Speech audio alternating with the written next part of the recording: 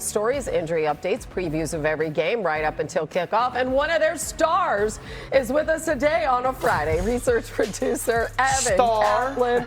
He is. He's a star on a Sunday with us on a Friday. This is what we call the Cap. Okay, Evan, you're going to dig deep into these numbers. Colts offense, what do they say? All right, Hannah. So the Colts have scored the most points in the NFL this season, but we're taking it a step deeper. We're talking about points per drive. How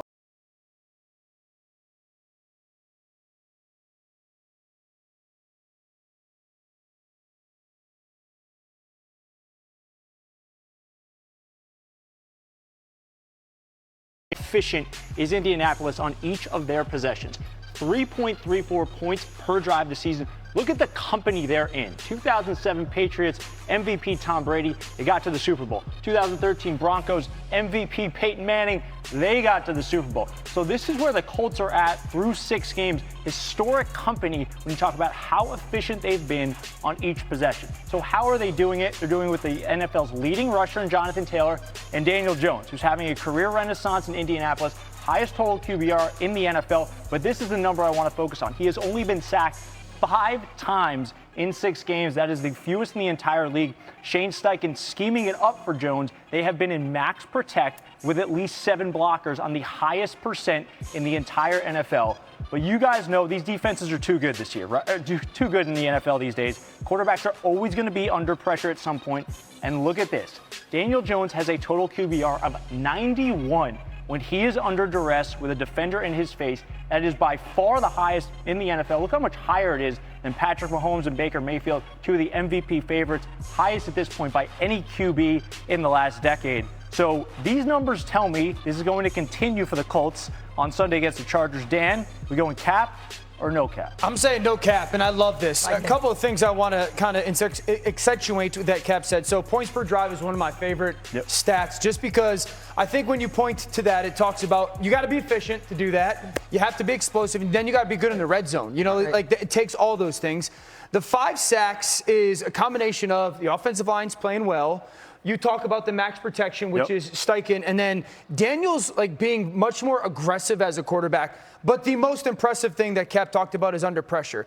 That's his biggest flaw. That has been Daniel Jones' biggest flaw since he came out of Duke, since he was at the Giants, was in those moments of dealing with pressure, he would panic with the ball. How do you correct that?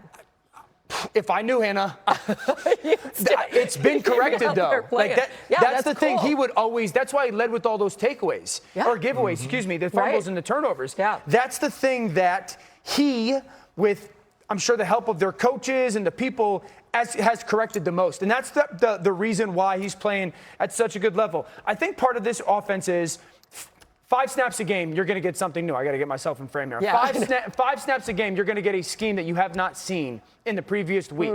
So that'll be a challenge to the Chargers. I talked about Daniel being aggressive. And then this is a team that runs off the tackle really well offensively. That's something the Chargers defensively struggled big time with against Miami. So specific to the game, those are things that Daniel and that offense can have success with. I mean, listen, it doesn't hurt to have a guy like Jonathan Taylor sharing the backfield with you. Mina, how do you see him matching up against that Chargers defense?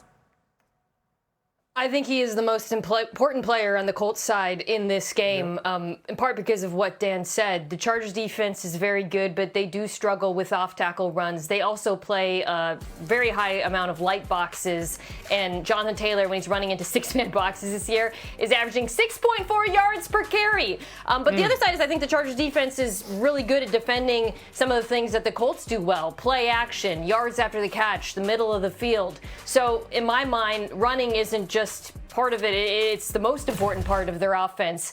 I am interested in seeing, by the way, how the return of Khalil Mack impacts things, potentially, if he plays for LA, because I think he's been not only important to their ability to get pressure with 4, but also their run defense. He's a very good run defender. But yeah, Jonathan Taylor, to me, is the key to this game.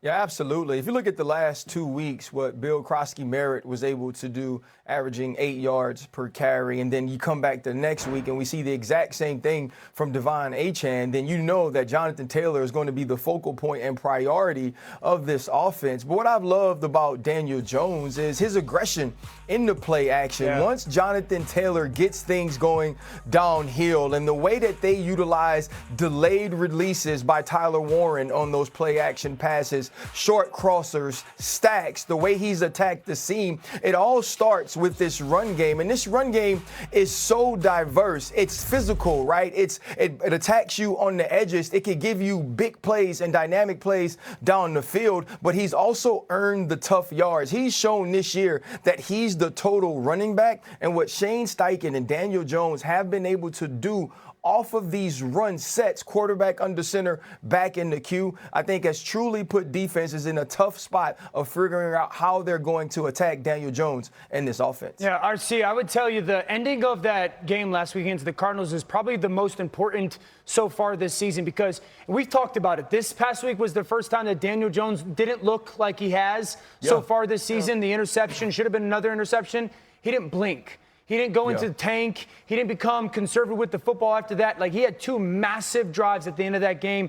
Being aggressive, like you're talking about with the football, that's a great sign. Listen, early on in that game, he throws the interception to Mack Wilson on the boot, but there's a late throw down the seam to Alec Pierce where he puts it on his back shoulder here, where Mac Jones absolutely had a chance. I love the fact that he didn't paralyze himself by the earlier mistake and continue to be aggressive, because that's the only way they win that game against the Chargers. All right, let's get to our picks. No, all good. Mina is the only one on the Chargers. And what is she live in California. Who's that little person there that's next to your pick? That's Joe Alt, the Chargers left tackle. I think he's going to play in this game. The Colts defense drops from 6 to 26 in success rate when they don't get pressure, and Joe Alt is that important to this Chargers offensive line. So if he plays, I'm rolling with LA, but if he doesn't play, I reserve the right to switch my pick. There's no switching. No. That's the smallest Joe Alt has ever been. Joe Alt ain't been that small in his life. He has some glasses. You got to keep him there, Mina. Sorry, we got to lock like that Joe pick. Alternate with little mini Joe Alt. All right, it is in London. They're not going to see one of the greatest receivers in the world, Puka Nacua. He is out for that Rams game with the Jaguars on Sunday morning at Wembley Stadium. He suffered that really scary ankle injury in the Week 6 win over the Ravens. And listen, it is no secret, this guy has been Matthew Stafford's very favorite target. In fact, nobody this season has a higher percentage of their team's catches than Puka Nacua does for the Rams. He accounts for over a third of their catches and receiving yards. Really, really big loss for this team. So on the defensive side, when you look at how the Jaguars are going to approach that offense, what do you expect now, RC? Well, I think the first thing that you're going to get from Anthony Capelli's defense is that you're going to have a focus on Devontae Adams. Listen, they went into last week and they were playing against the Seattle Seahawks, who didn't have a Puka Nacua or Devontae Adams, but they definitely had a Jackson Smith-Njigba, who is head and shoulders the number 1 target of that team, and he was still able to get off. And so they're going to have to put that focus on Devontae Adams in the back end for this team. But it's also going to be for them about stopping the run. There with Sean McVay for 4 years. So what are you looking for from Trevor Lawrence and company? I need Trevor Lawrence's second progression throw to look like his first progression read. When number 1 is there, Trevor throws it as good as anybody. But still looking for the consistency of, I go to number 1 and I set to number 1 and he's not there and he gets to number 2, which is the right read. I want the throw to look like he's the number 1 read, meaning I want it to come out with consistency. I want it to come out with conviction. I need the ball placement to be premier. This is a defense in LA that it's going to give you completions. It's not an overly aggressive one. They play with the proper leverage, but they're not an incredibly attacking one. And when Trevor has to kind of move his feet or kind of get to that second or third progression, mentally you can tell he's getting there. I need physically it to match as well. Yeah. And for that to even happen, they got to do a better job protecting Trevor than they did against Seattle. And for me, against this particular defense, that really starts with handling the Rams' 5-man rush, which has been really good all year and was excellent, I thought, against the Ravens. Look here, you got Josiah Stewart lined up inside Jared Verse. So Jared Goff gets a one-on-one versus the tackle to force the incompletion. They use this constantly to get one-on-ones. Here, they're showing an all-out blitz, but then the 2 edge rushers drop into coverage. So this time, Cam Curl gets a one-on-one, and Cooper Rush goes running. Finally, this is just a 4-man presentation, but they're going to add on a backer in this case, and once again, you get that one-on-one for Jared Verse. When the Rams rush 5 pass rushers this year, they are getting pressure 52% of the time, which is the 4th highest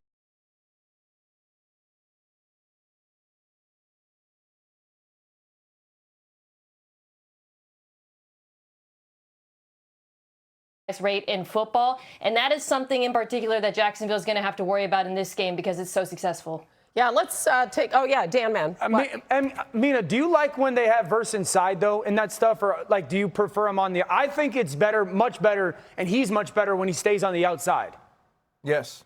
Yeah, I prefer him on the outside, too. As you saw, like, on those plays, he's able to use both his speed and his power, speed to power in those situations. So I like it because it crashes the pocket, and he's so good at it. Yeah.